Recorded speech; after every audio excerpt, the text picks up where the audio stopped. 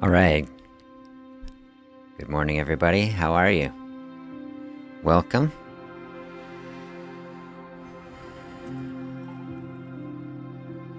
I got the coffee going and looking forward to having a little chat.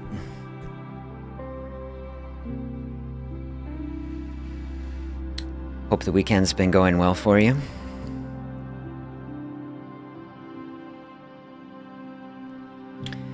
Coffee very welcome for me today. So I had a lot of driving this weekend.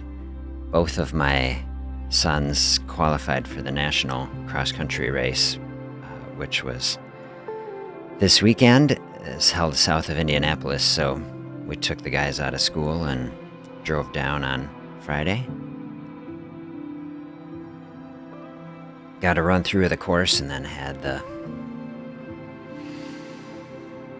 race yesterday and then drove all the way back to Madison, so kind of a long haul, but it was super fun.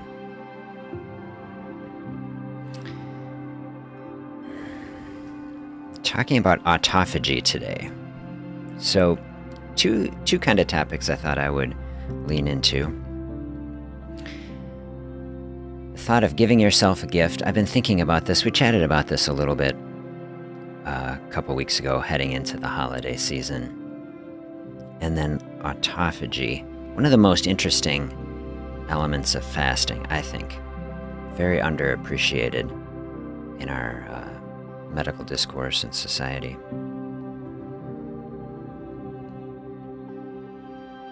So I'm going to dive into a couple of these topics. Share if you are inclined in the chat. Just because I'm curious who all's here, send in where are you listening from? Who do we have with us today? And then as we're going along, certainly feel free to share any questions. And, certainly I want this to be a fluid sort of place and discussion. So send in any questions, comments. We'll go in that direction. So autophagy, I've always thought, part of the reason that it doesn't get talked about more. It's just such a weird word, like autophagy.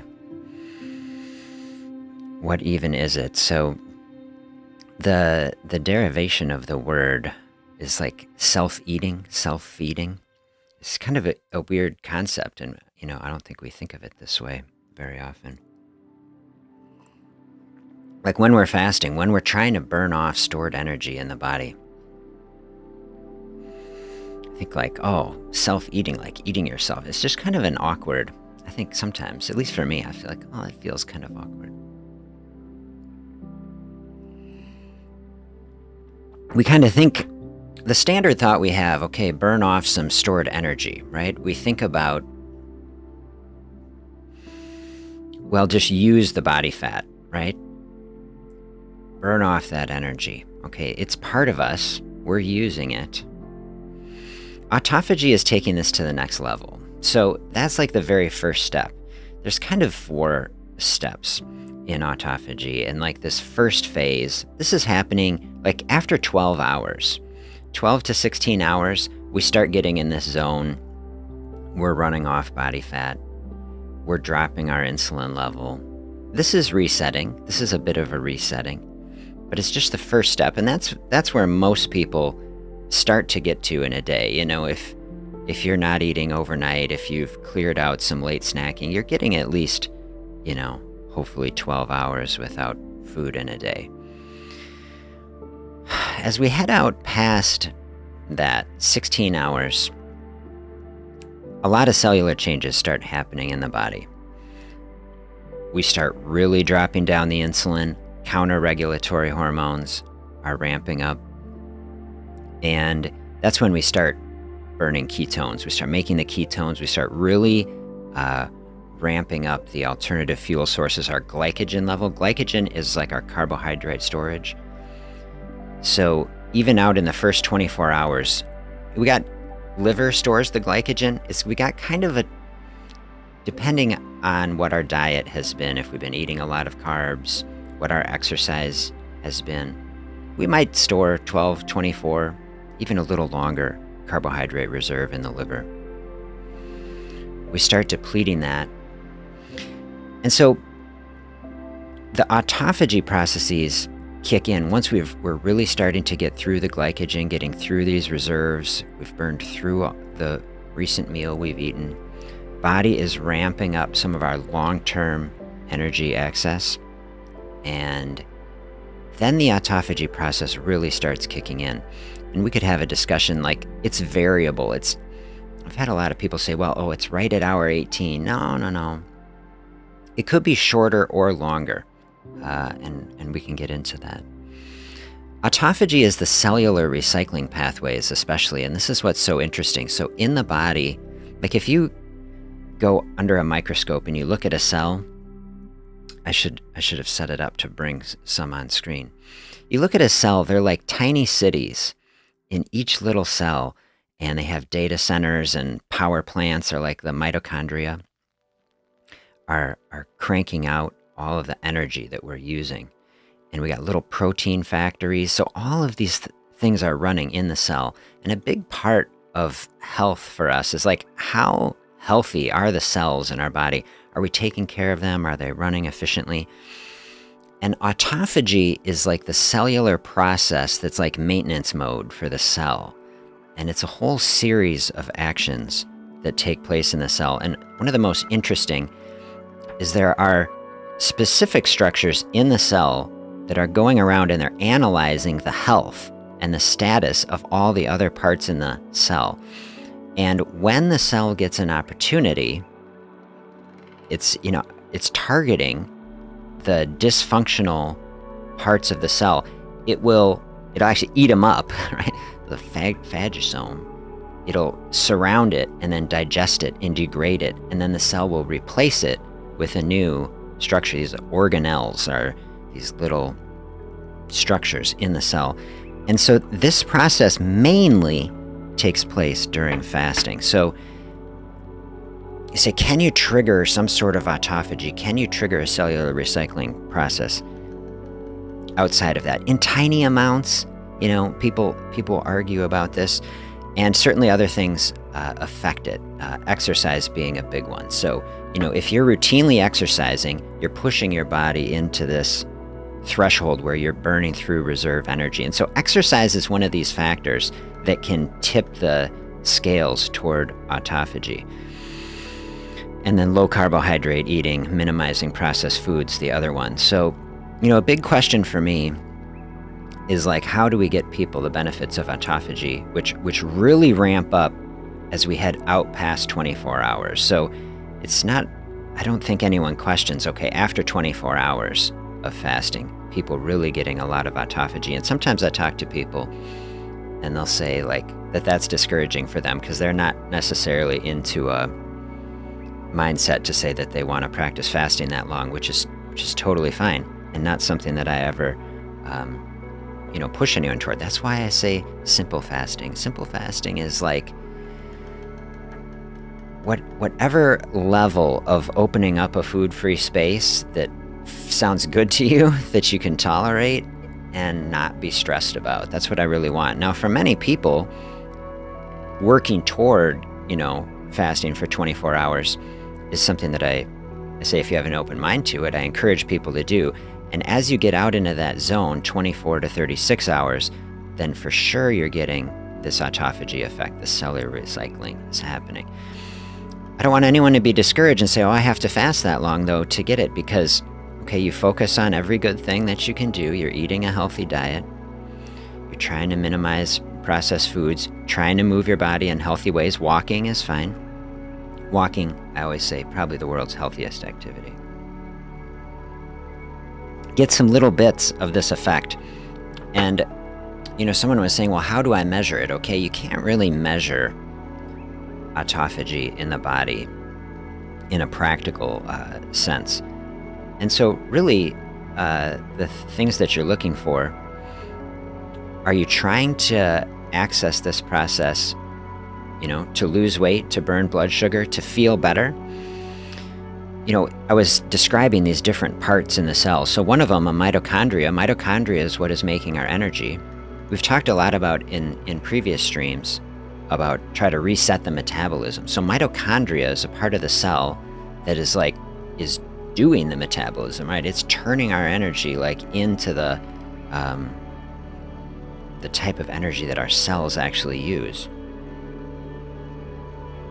Mitochondria can become dysfunctional, but they got to be working. Mitochondria always working. When we're giving some of the system a break, and you can go in, mitochondria will get degraded and recycled, and you'll help repopulate the cell with new mitochondria. So this sort of stuff's fascinating. This is, I think, part of how this cellular reset is happening, a resetting of the metabolism.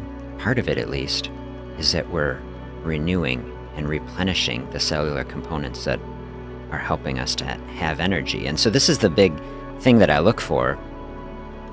I said in some of these last videos, I was looking at that Biggest Loser study about how people get their metabolism slowing way down and how we get out of that. Part of it is are you feeling better? So many people that I talk to, when I think it's this autophagy starts happening, you can kind of feel it in the body. You start to feel the energy. And the first times people experience that, it's so interesting, because I know I felt this way when I was new to fasting. I hadn't done it, and I was intimidated by it. And I thought, well, I pictured myself, because and it's true, right? Food is energy, and we think, oh, I need energy to have energy. And we experience that. Oh, we're hungry, we eat, we feel better. And that's one side of it. And we exercise that system, right? And we kind of just think of that. Okay, but we have energy within the body. We don't always train ourselves to use it. And the body is always about doing the most efficient thing. And so this is what I look at fasting as a lot, is training the other side of that system. We train so often the system to be just completely dependent and running off food all the time. You can train the other side of that system. The first time you try to do it, this is what people experience. It's they weren't meaning to be fasting, right? They were out on a road trip and they got a flat tire and they got stranded on the road, and it took hours, and they didn't have food and they were hungry. And then they say, well, that was very unpleasant. I'm going to keep that, from ever happening again. Okay, people don't realize you just made it through the hardest part. If you're not trying to practice fasting and then you get pushed into it, okay, that's not at all what we're trying to do.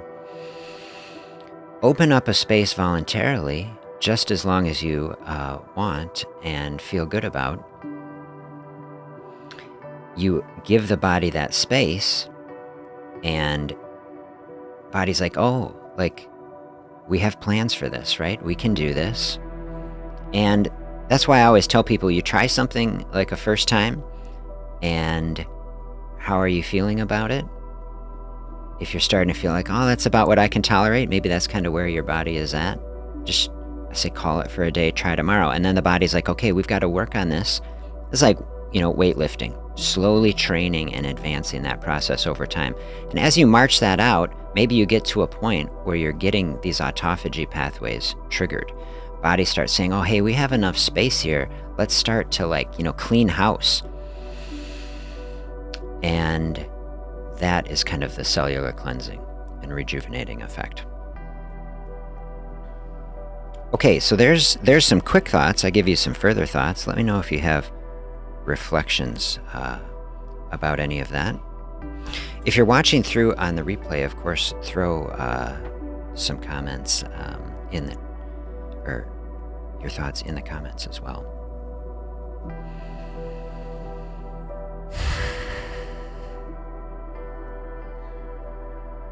One of the interesting things, I was doing some reading, on autophagy last week. One of the interesting things that happens in the body, okay, the immune system is getting a break. I think I mentioned that in the other stream, that, a lot of what our immune system has to do is protect us from foodborne illness. And everything, this is kind of an interesting thing to think about, everything that's brought into the body that we eat is passing through the GI system. It's sterilized, under In the ideal scenario, no bacteria is getting out of the GI tract into the body. And of course, like if that happens, we can get catastrophically ill. When we stop eating and we stop the food processing for a while, then the immune system gets a bit of a break from that. And one of the things that it does, like I was saying, in the cells themselves, autophagy pathways are about, chopping up dysfunctional organelles, like little cellular structures. Also, within the cell, can clear out and degrade dysfunctional proteins. I found some interesting papers, people looking at autophagy pathways as neuroprotective, some evidence that they can chew up amyloid. And so, amyloid plaques and other processes associated with dementia.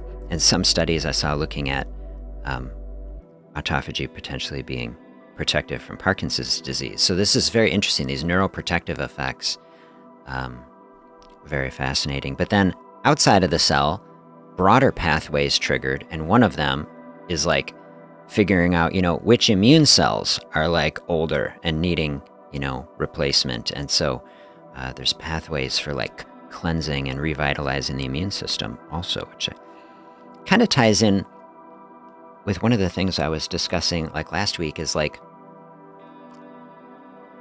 when we get sick, we'll be fasting, right? But like we often interpret that as like, oh, I'm sick, and one of the downsides, like I can't eat because like, it can be unpleasant. But like, if you have like some stomach flu or something, all right, maybe bacteria is like directly attacking your stomach lining. That can like feel badly. But a lot of the times when we're sick, it's actually the body that is triggering the fasting.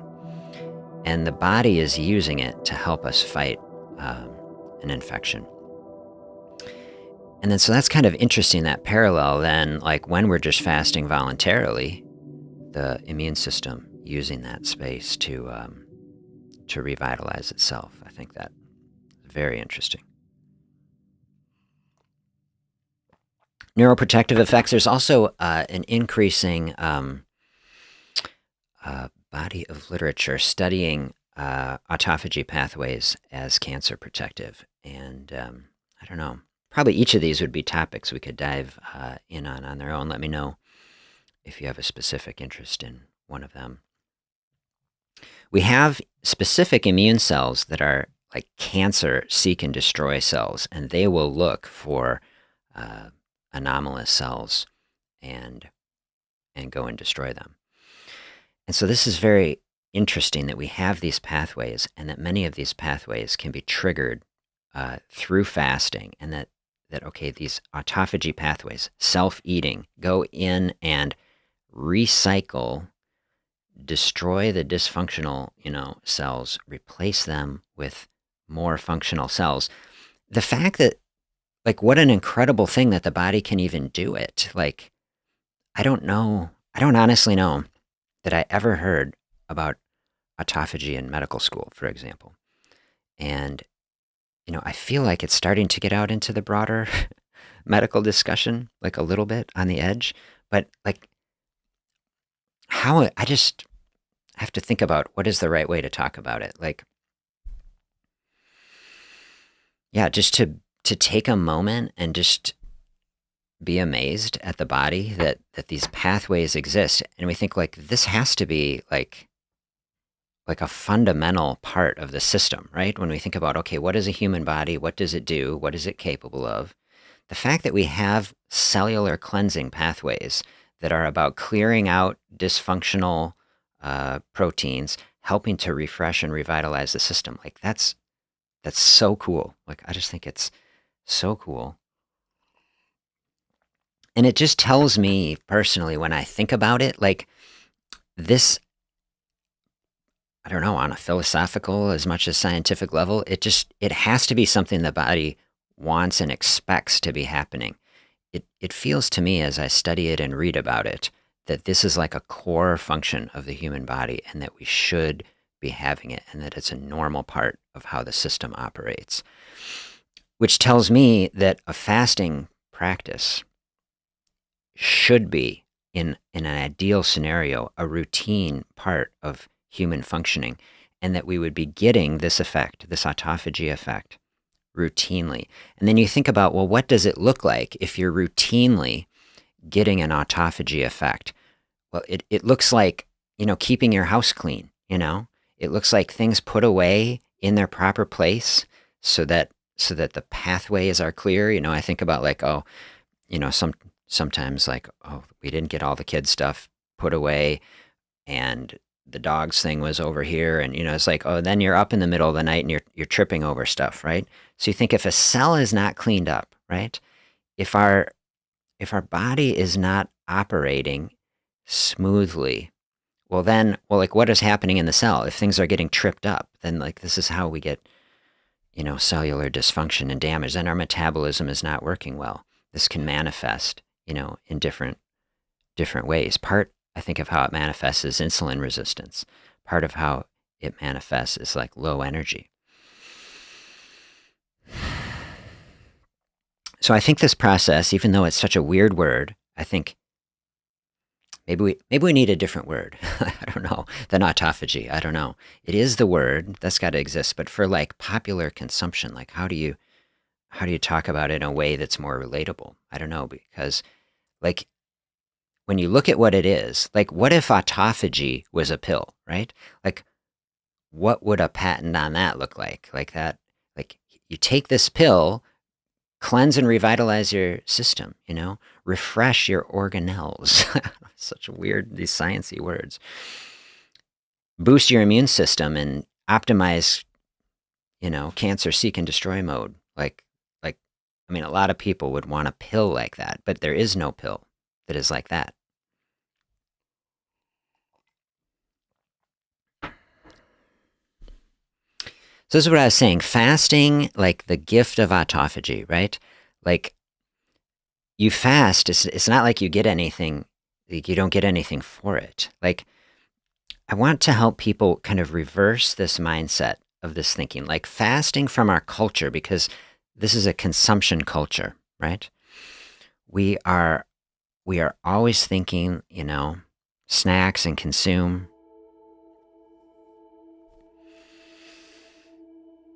And so to deviate from that, to say, we're going to go in a different direction, to open up fasting space is kind of countercultural, right? It feels like a little like, this isn't what we do. And when you look at what fasting gives you, right? This would be the reversal, to not think of it like, I'm cutting back, I'm depriving, we almost think in this culture like, I'm punishing myself, like, I'm so deprived. When you start to look, okay, we have autophagy. We have this cellular pathway of cleansing and renewal in the body that it's like, it's in every type of cell, has autophagy pathways. Like, here's what we do when we flip into this alternate state. If we are never practicing fasting, like if we never have a break from, like, I was saying the one side of the system, right? Where we're practicing burning off the food and running that. If we never run on the other system and we're never activating these autophagy pathways, like the cells never get a break. They never get to run the other side of the system. And so when you start to see it that way, that's how I see it. Like it is like a gift to the cell. There's not a cell, right? There's like a trillion cells in the body. We're like this huge collection of cells. So when we refer to the cell, we're talking about like just the metaphorical representative cell in our body. But we're talking about all our cells. We're really just talking about the body, right? We're giving the body a gift. Like if you're never experiencing this autophagy, and then you open up the space to let the body do it, I just think like the body is saying like, oh, are you kidding me? Like, do we get to do this now? Like, thank God. Like, we get to run these autophagy pathways. Like, let's get to work. And I think it takes, if you haven't practiced it a while, that's why I think it's hard, because fasting is not really part of our standard culture. So if you haven't been practicing it, that's why the shift is hard. It's like, I picture some like guard at a watchtower at some medieval, castle and it's 3 a.m. and they're asleep on the shift, because like nobody has ever come to attack in 2 years, and all of a sudden the army's coming and they don't know, like, whoa, it like takes a little bit, but that's why I tell people, ease into it. Don't have to rush anything. Slowly open up that space. And then I think the body, I like to try to personify it, to make it personal. Really, the body is not like thinking, but like, I think it's just like you have got to be kidding me. Can we actually just start running the autophagy pathways? Like some cell in the back is like, yeah, we got the plans over here, like we got to dig them out. Like there's boxes on top of them. And then we like, get the autophagy pathways out, start running them. So here we are in the holiday season, right? And holiday season, maybe it's not your thing, no problem. But for a lot of people, right, it's a time of eating, it's a time of focus on, okay, all kinds of good food. It's not like you have to dive right in and start your fasting practice right during the holidays, okay? But it's a time where you could be thinking about it. And if it's right for you, of course, dive in. I posted this little video, I think on Friday, the music of fasting, which was a little excerpt from a live session a few weeks ago. Like, I love that analogy in that video. Like, fasting is the space. Like in music, right? We have the notes, and then we have the rests, the space between the music. And I was talking with this musician once who was saying, look, fasting is like the rests in the music of my eating, which I think is like, it makes the notes more beautiful. And like, I've definitely found that to be true. And many people find that to be true. And I often tell people, can you find it to be true? Like, is it a mindset that you can get in? Like, oh, this is the rest. And then I'm going to really focus on making this meal extra, delicious and good. And that is something that can enhance, a holiday season, Say, we don't have to have continuous food. We can just focus on just ultra enjoying these meals, or, this meal, these meals. Keep that window. So if you're in a mindset where you say, yeah, I could explore some of that over the holidays, maybe it makes your holiday even better. Maybe you enjoy the food more, or that space helps you focus and appreciate, increase the mindfulness of the food. Or you just say, hey, this is not my practice for the holiday, but I appreciate hearing it. I'll dive in after New Year's. Like, just never stress about it. That's what I would say. Can you give yourself that gift? Here's the thing about, okay, holidays and about this stuff. Like we were saying, what if autophagy was a pill? Could you give it to someone? Could you buy it? This thing, you can't buy it. This is what's so interesting to me. Autophagy is nothing you can buy. It's something you have to do, And it's not something you can do for someone else. It's something you have to do for yourself. And so I think about like, can we give ourselves this gift? And I really do love that thought. Of course, it's good to share. It's good to be generous. It's good to have a season of focusing on others. Okay. But like, also, we have to take care of ourselves. And are we giving our body the space to have these, what I think are actually just basic fundamental health processes that should be running, in the body? Good morning. Yes. What stops autophagy? Might it be coffee? No, I think no. And that's why I really dive in on the black coffee. So food, so calories are what stops autophagy, and calories coming in. And is it all calories? I don't know exactly. Probably. And how many calories does it take? I don't know the exact answer. Could it be as few as 10? What if it's like just a tiny bit of calories? Does that do it?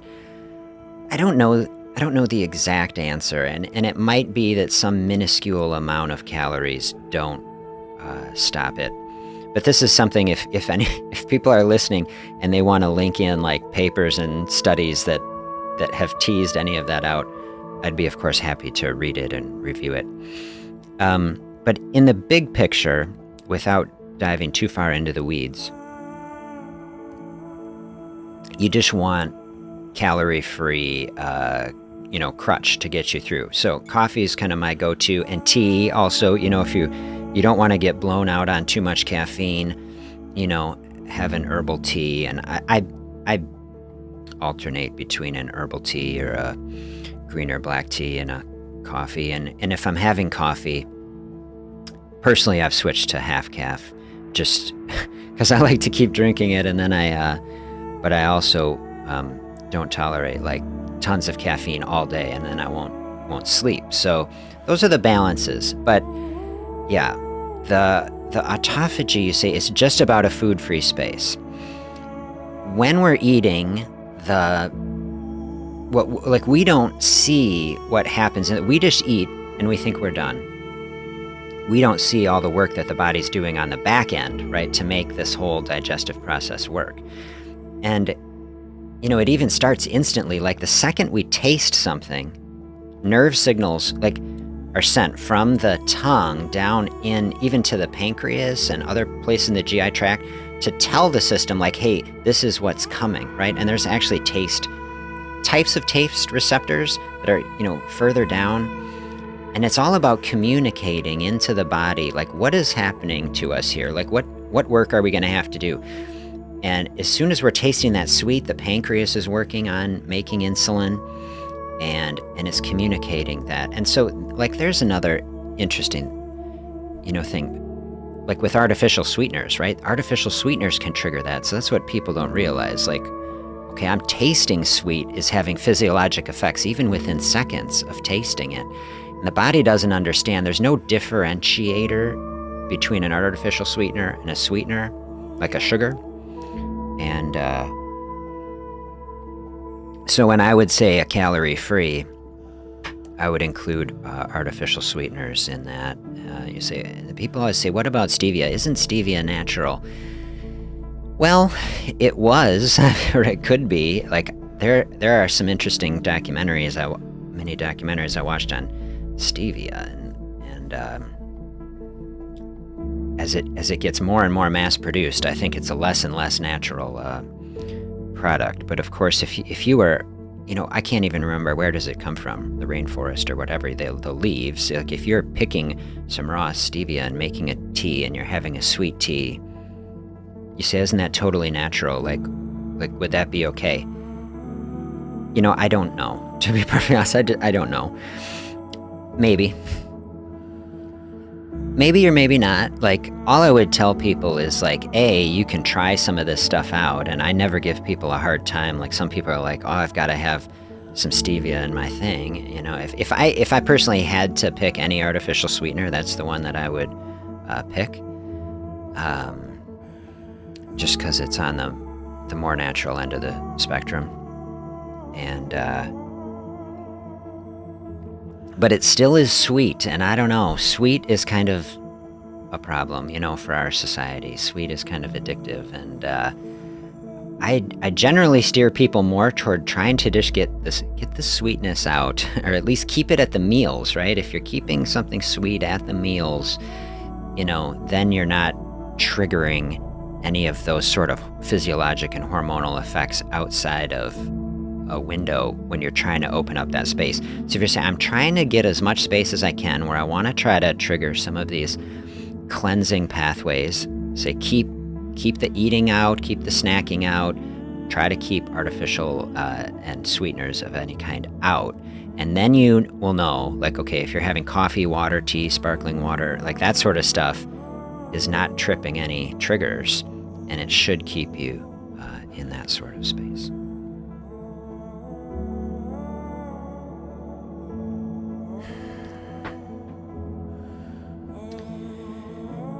Let's see, reducing inflammation. That's another avenue that I was reading about, on autophagy. Autophagy is naturally inflammatory suppressive, and that's very interesting to me. Sometime I'll have to go back. I do a deep dive. There are these inflammatory cascades and pathways like mTOR pathway. I used to get really into all of these physiology sort of things, and maybe we can do some sessions if, certain people are going to want that and certain people not.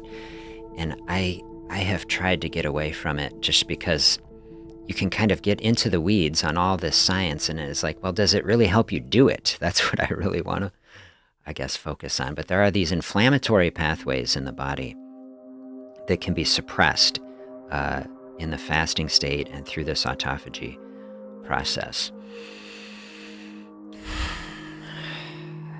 And that can manifest in some really beneficial ways, like it's the most practical, like reduced joint pain is like one of the most common benefits I've seen from people getting into that pathway. Obviously, joint pain in our society is such an incredibly common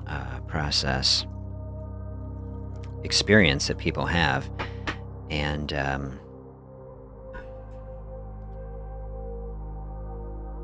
it can be so beneficial. I've even experienced some of that. Like before I got into this, I was experiencing joint pain, just achiness. And that's something that went away for me as I dove into learning this fasting process. As a personal benefit, I've definitely experienced a few different ways that this can manifest. I've seen a few papers that have looked at fasting process for autoimmune disease like rheumatoid arthritis, and so even like really serious inflammatory situations like that, and also other autoimmune processes. Anything that's causing inflammation can be tamped down through a fasting process. Inflammatory bowel disease, there's another one where I've seen, such significant benefits from a fasting space.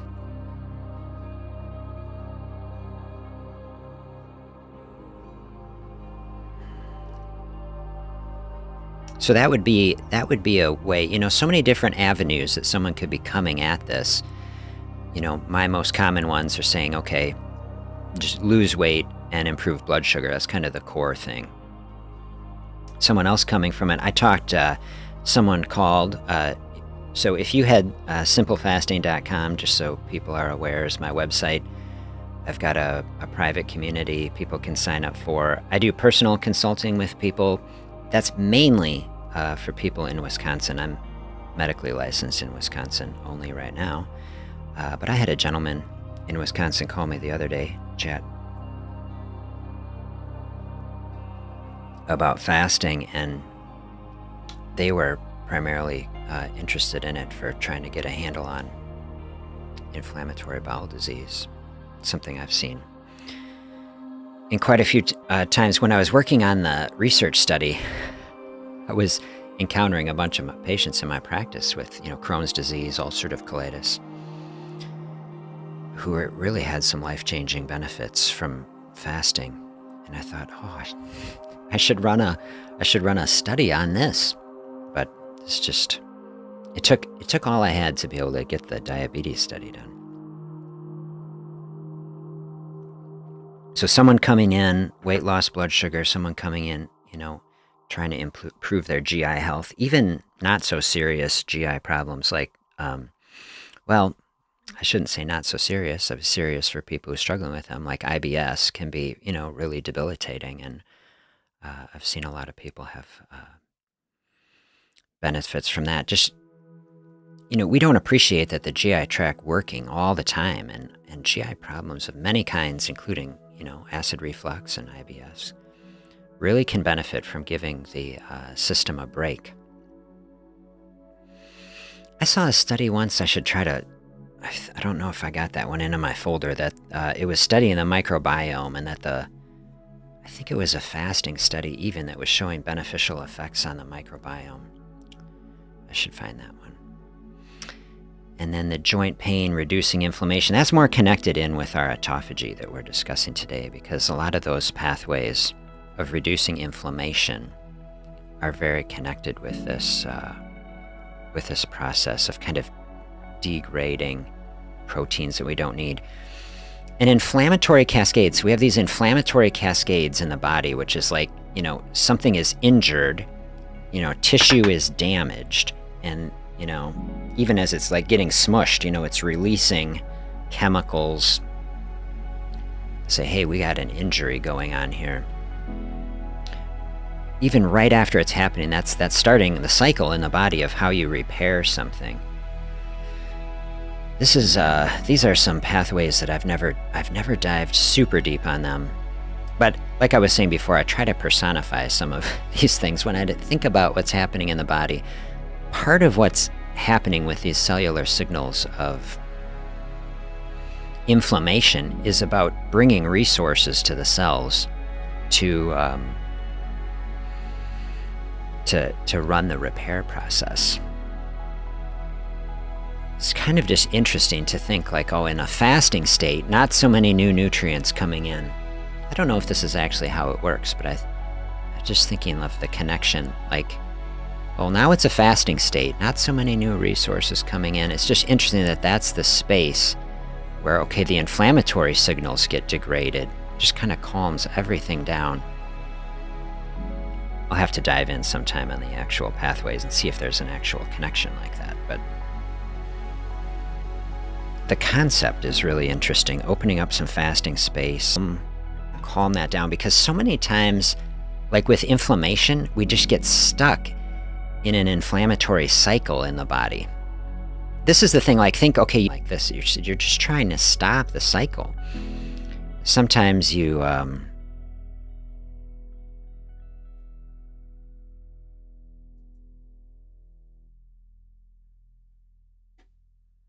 getting some YouTube warning. I don't know what it means. We'll see if my video is choppy here.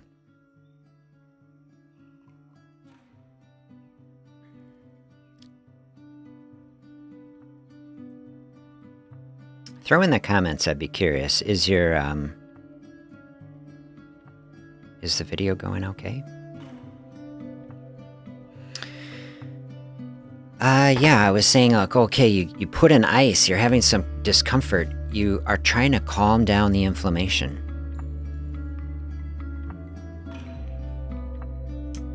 Fasting is another part of that cycle. So if we are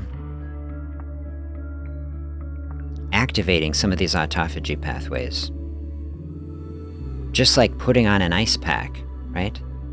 Just like taking some anti-inflammatory, here's another route. Say, can we break the cycle of inflammation?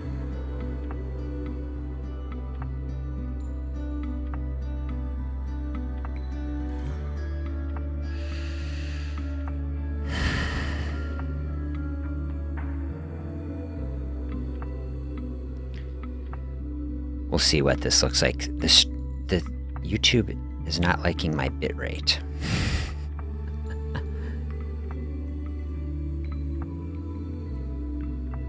Let me know, is it coming through okay for you? I'm still seeing it. It looks okay. We'll have to learn. Is this an error that has meaning? Okay, I guess those are some of the thoughts of the day that I was going to share about autophagy, my thoughts. If you have specific other questions about it, happy to hear about it. I do really like that connection of the fasting as a gift, opening up this space, a process that the body really expects and likes. I hope those are helpful thoughts.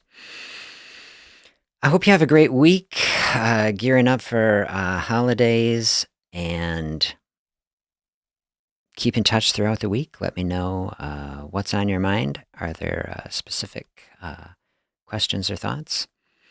Thank you for being here, checking out the channel and the fasting space. And yeah, I'll see you back here next Sunday.